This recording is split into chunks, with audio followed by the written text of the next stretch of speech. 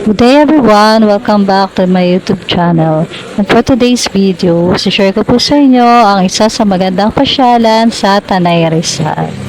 So kung interesado po kayo sa topic natin for today, please stay tuned at mag-i-start na po tayo after po ng aking intro.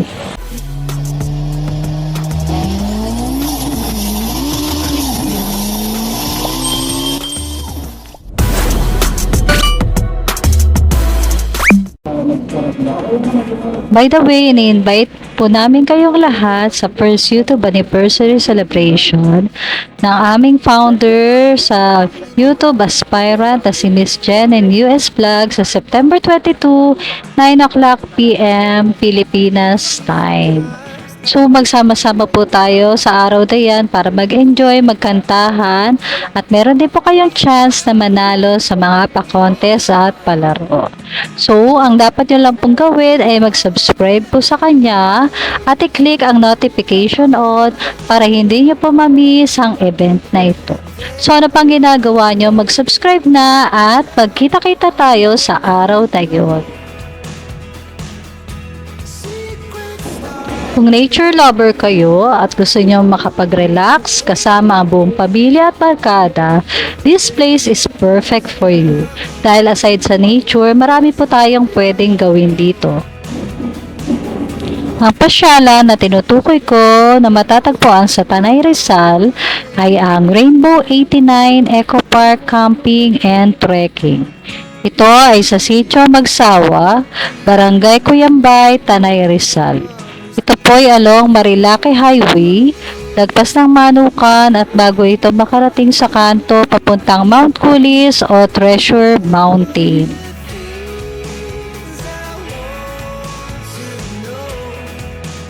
Tara na, ikutin natin at alamin kung gaano kaganda dito sa Rainbow 89.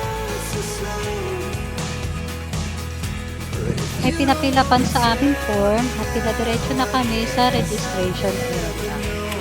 Sa totoo lang, pag papunta ka sa registration area, para ka na rin nagha-hiking dahil mahaba yung lalakarin.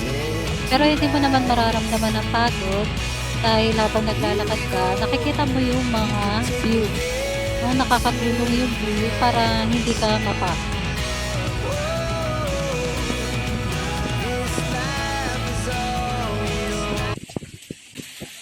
Masarap pakinggan ng lagaslas ng tubig, ano?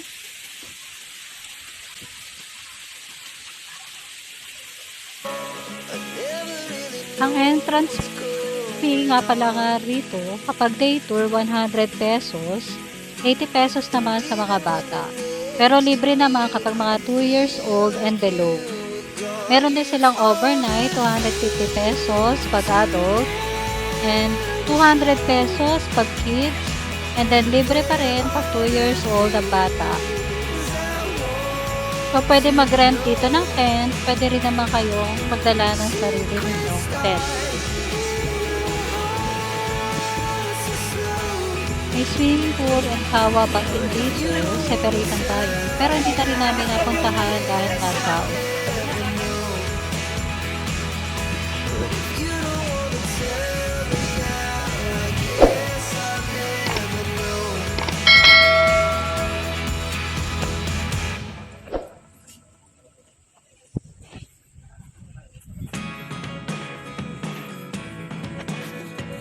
Sa wakas, narating na rin namin ang registration area ng Rainbow 89. Ito na rin ang pinaka-canteen at pavilion dito.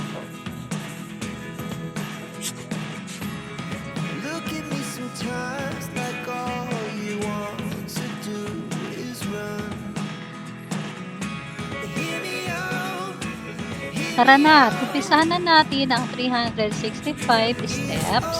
Lalaman natin yon kapag nandun na tayo sa pinakatuktok sa may grotto. Actually, nakakatakot ang maglakad at umakyat kasi umuulan-ulan, madulas ang daan. Nakakatakot. Buti na lang meron kang nahawakan kasi tingin ko kapag nagkamali ka ng hakbang dito, baka pwede ka nang gumulong-gulong pabalik sa baba.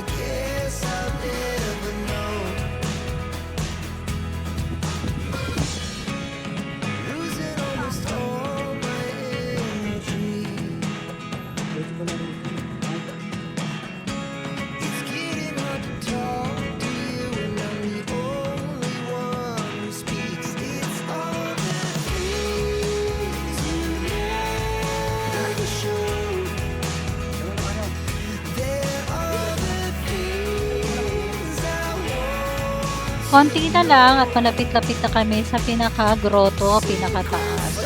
Nang biglang lumakas ang patak ng ulan. Kaya ayan, nagmadali kami at naghanap ng masisilip. So paano na to? Grabe, ang lakas ng ulan. Ano na pamamasyal namin dito? Mag-enjoy pa ba kami ng ganito? Diba sayang ang pera namin sa pagpunta rito? Ay, nako naman oh.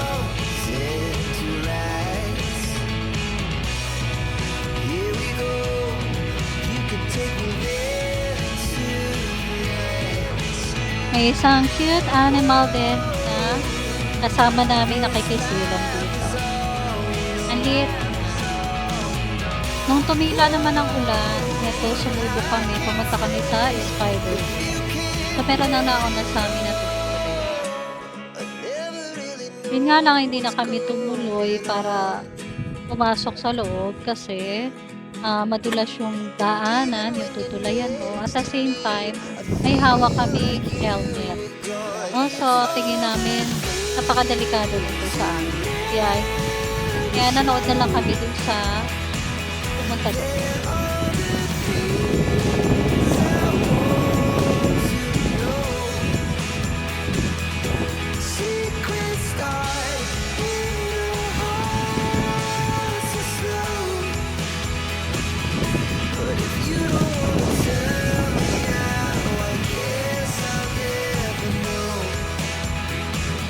Selfie video muna bago magpatuloy sa pag-akyat papunta sa taas.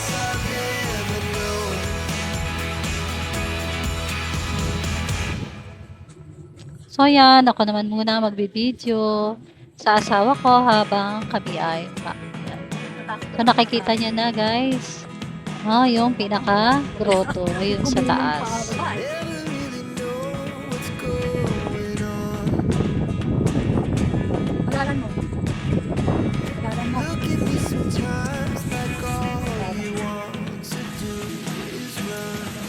Sakto naman, nandun na kami sa pinakatuktok.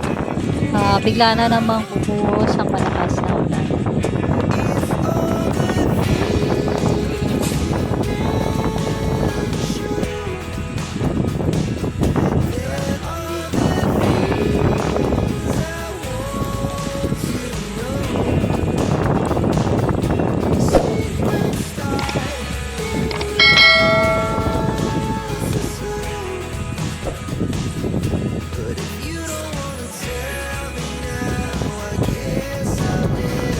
Ang sumilip na uli ang haring araw, mga ilang minuto pagkatapos umulan.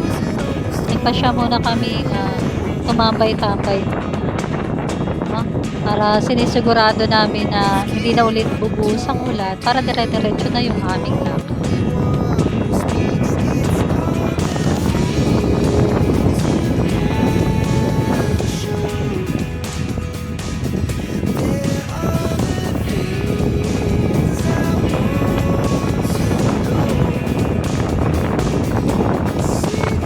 Ayan yung pinakatuktok. Ayan yung pinakagrupo. Hindi na rin kami umakyat sa taas kasi yung pinakahagdanan niya is madulas.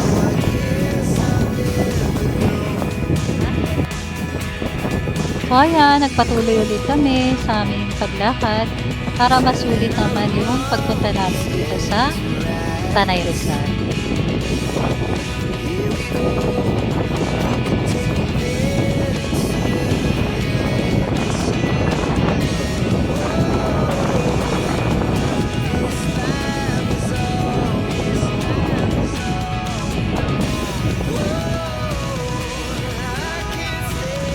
Tignan nyo, ang ganda ng view ng spider web dito sa bandang taas.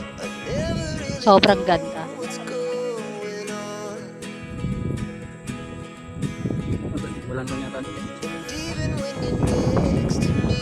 Ang ganda dito. Hindi kayo magsisisi pag pumunta kayo. Siguro lalo na kung walang ulan. Baka sobrang talagang na-enjoy namin talaga tayo. Itong lugar. Tulad yan, ang bilis-bilis lumakad ng asawa ko. Ang dulas-dulas ng daan eh. Halos ang dami ng putik ng sapatos, ng rubber shoes. Saka kanina kasi muntik-muntika na akong madulas. Kaya talagang sobrang ingat na ingat ako sa lakad at pagkakita. Halos sa mga damo-damo ako maaari.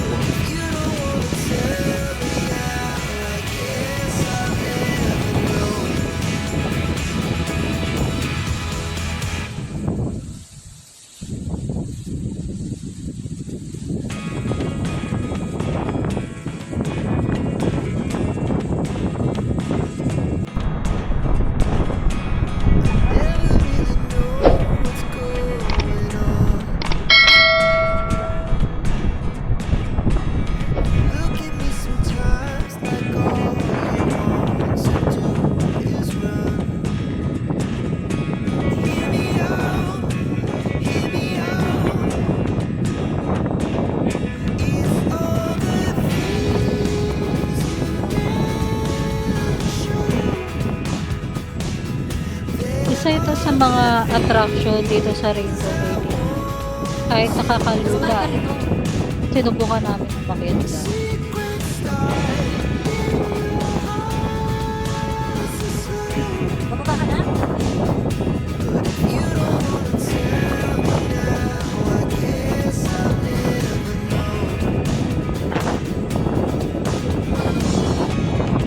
Losing almost all.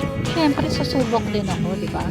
Kahit na medyo natatakot-takot madalas sa naapakan.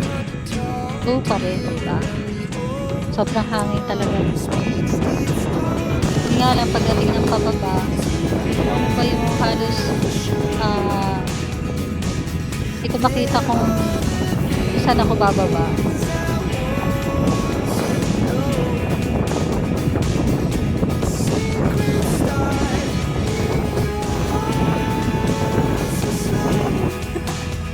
Hindi pala po kayo sayang. So, ayan na.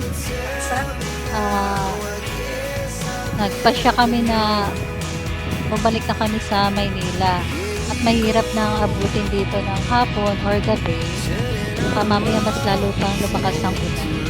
Maging delikado kayo, daan pa ulit.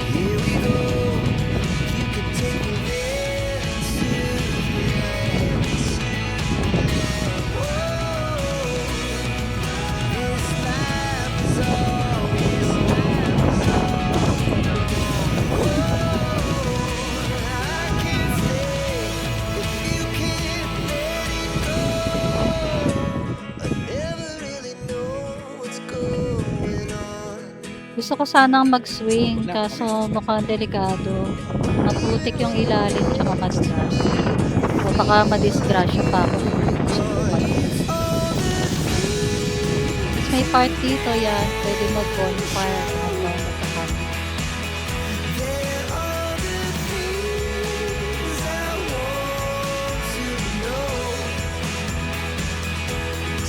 So, ito na ang daan at pauwi na kami. So, marami pong salamat sa inyo sa panonood. So, kung bago lang kayo sa channel ko, please don't forget to like, share, and subscribe and hit the notification bell para lagi po kayong updated sa aking channel. Thank you po ulit and bye-bye!